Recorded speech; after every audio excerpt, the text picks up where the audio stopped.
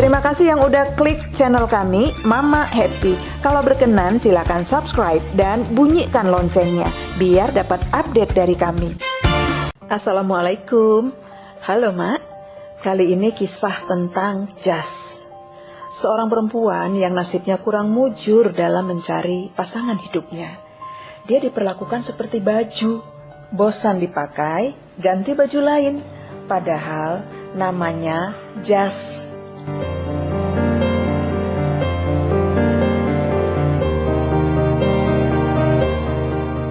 Jas, 41 tahun. Anak pertama dari 6 bersaudara, tinggal di desa kecil di Sumatera Utara. Memiliki 1 anak perempuan dari suami pertamanya. Suami pertamanya pergi meninggalkan Jas begitu saja. Sejak itu, Jas bekerja untuk menafkahi diri dan putrinya dengan bekerja sebagai buruh harian lepas dan mencari sapu lidi dari daun kelapa sawit di perkebunan kelapa sawit milik perkebunan di sebelah desanya.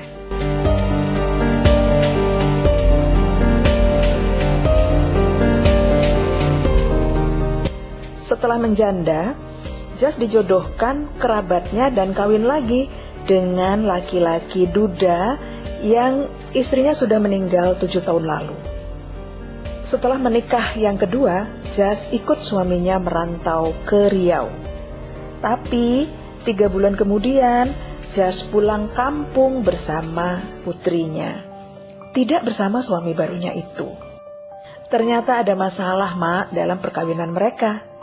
Suami Jas tidak bisa memenuhi kebutuhan seksualnya sebagai istri. Dan bukan itu saja, suami Jas itu pemarah, selalu berkata kasar kepada Jas. Sedikit saja Jas melakukan kesalahan, dia akan mendapat umpatan kata-kata kasar dari suaminya. Suaminya bilang, Jas bersedia menjadi istrinya hanya untuk numpang hidup. Jas sangat tersinggung dengan kata-kata suaminya. Tetangga yang mendengar cerita Jas pun ikut geram dan mendukungnya. Ngapain juga suami kayak gitu dipertahankan, kata mereka. Sudahlah, gak bisa menafkahi batin, malah ngomong kasar, menuduh istrinya hanya menumpang hidup.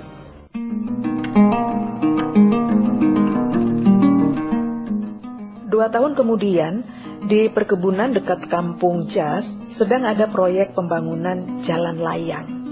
Banyak pekerja yang didatangkan dari berbagai daerah oleh perusahaan tersebut, salah satunya dari Jawa Barat. Jas memanfaatkan kesempatan itu dengan berjualan buka warung di dekat proyek yang gak jauh dari rumahnya. Jas berjualan macam-macam makanan.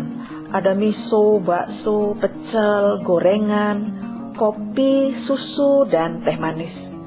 Warung Jas jadi pangkalan bagi para pekerja untuk sarapan, makan, dan minum kopi di situ.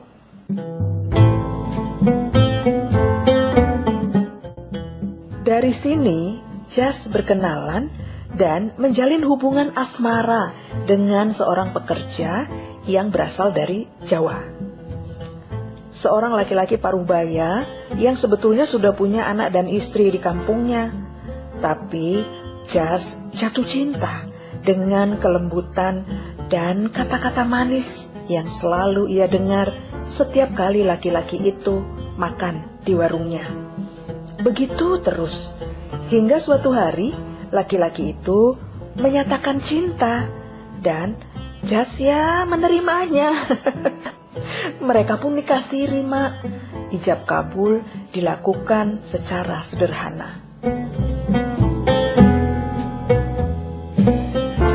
Sejak saat itu, Jaslah yang mengurus tempat tinggal, makan, dan semua keperluan laki-laki dari Jawa itu yang sekarang menjadi suaminya. Suaminya pun memberikan sebagian uang gajinya kepada Jas, sebagian lagi dikirim kepada keluarganya di Jawa karena dia masih punya istri dan anak di sana. Hari demi hari berlalu. Ternyata ada masalah di proyek. Pembayaran upah buruh macet karena gaji pekerja dibawa lari oleh pimpinan proyek. Gaji buruh nggak dibayar penuh, dan buruh dari luar kota kalau mau pulang harus dengan ongkos sendiri.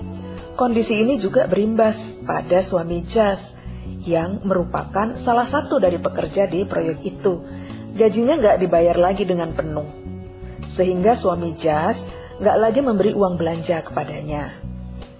Tak hanya itu, suami Jas ternyata juga mulai berubah. Hanya sekitar 6 bulan, Mak, kehidupan rumah tangga mereka bahagia yang dirasakan oleh Jas. Kata-kata lembut, kata-kata manis, pujian yang dulu sering disampaikan suaminya kepada Jas hilang sudah, musnah. Gak ada lagi yang manis-manis, yang indah-indah, berganti dengan kata-kata kasar. Ajakan jalan-jalan, liburan di akhir bulan bersama suaminya seperti dulu gak pernah ada lagi. Yang ada kemarahan demi kemarahan. Alasannya suaminya suntuk karena proyek macet. Jas gak bisa berbuat banyak menghadapi kemarahan demi kemarahan suaminya.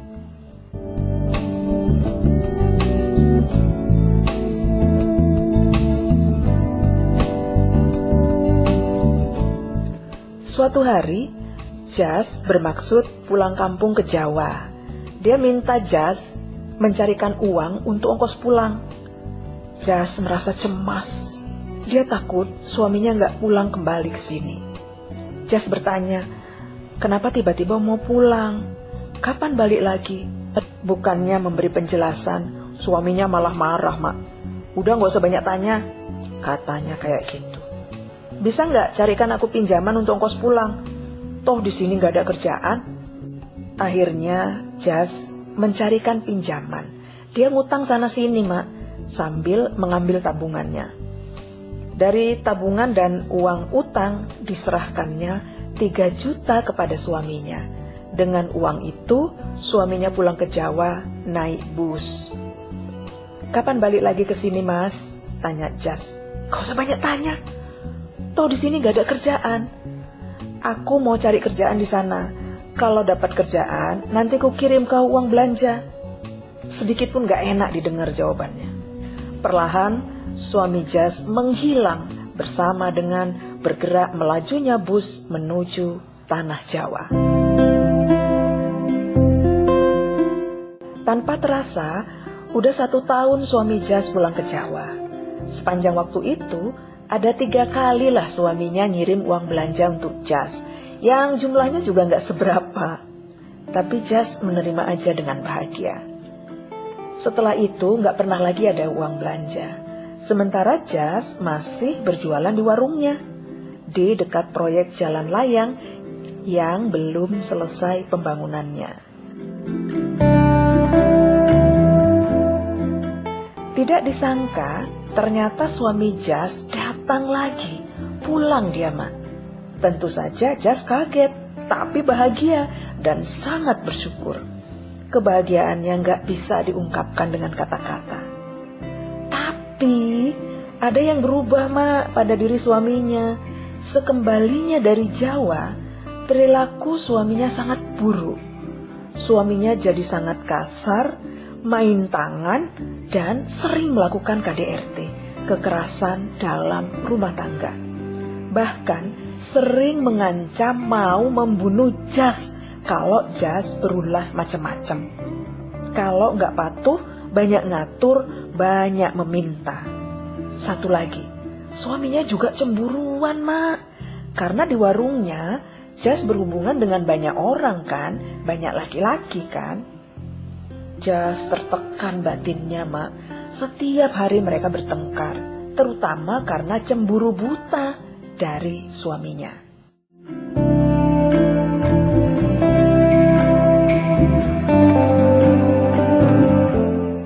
Hingga suatu ketika pertengkaran hebat terjadi karena Jas terlambat melayani suaminya makan siang.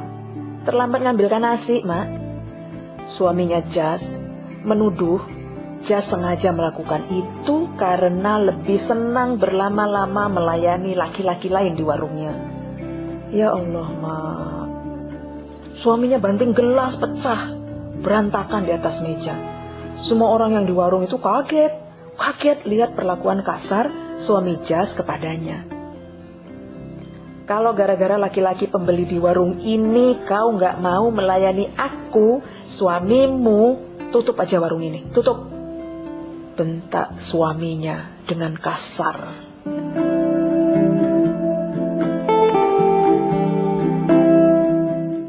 Jas gemetar dia, Mak. Tapi Jas mengangkat kepalanya dan berkata perlahan,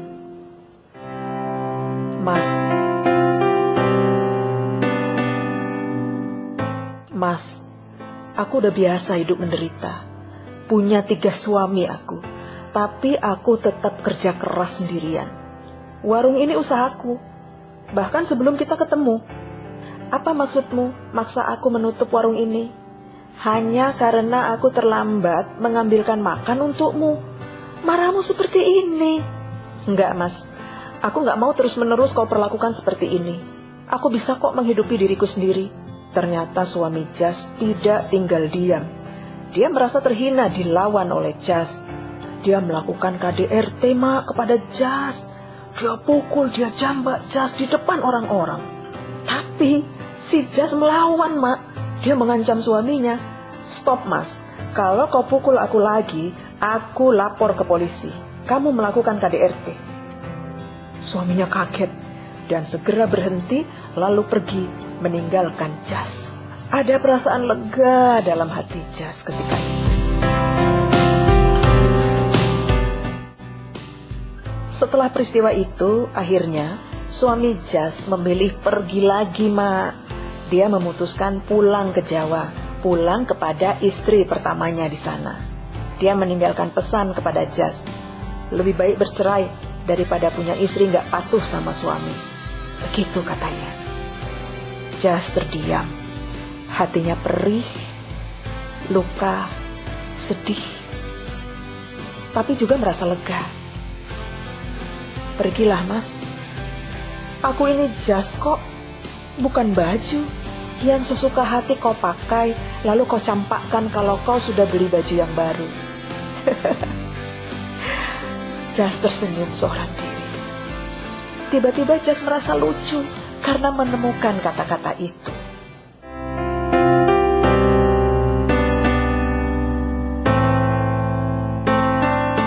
Begitulah, Mak. Hanya kita yang bisa merubah nasib kita sendiri. Kalau kita nggak mau keluar dari siklus kekerasan dalam rumah tangga, ya kita akan terus menjadi korban. Ya kan, Mak? Kalau mau berhenti jadi korban KDRT, lakukan penolakan. Lawan kekerasan dalam rumah tangga, apapun cara yang kita bisa. Oke, Mak, itu dulu cerita dari kami. Beritahu kami kalau Anda menyukainya. Tekan subscribe, tekan juga tombol loncengnya supaya Anda mendapat update dari kami. Kalau ada cerita menarik yang ingin Anda bagikan, hubungi kami dan kami akan mengisahkannya untuk Anda semua. Terima kasih.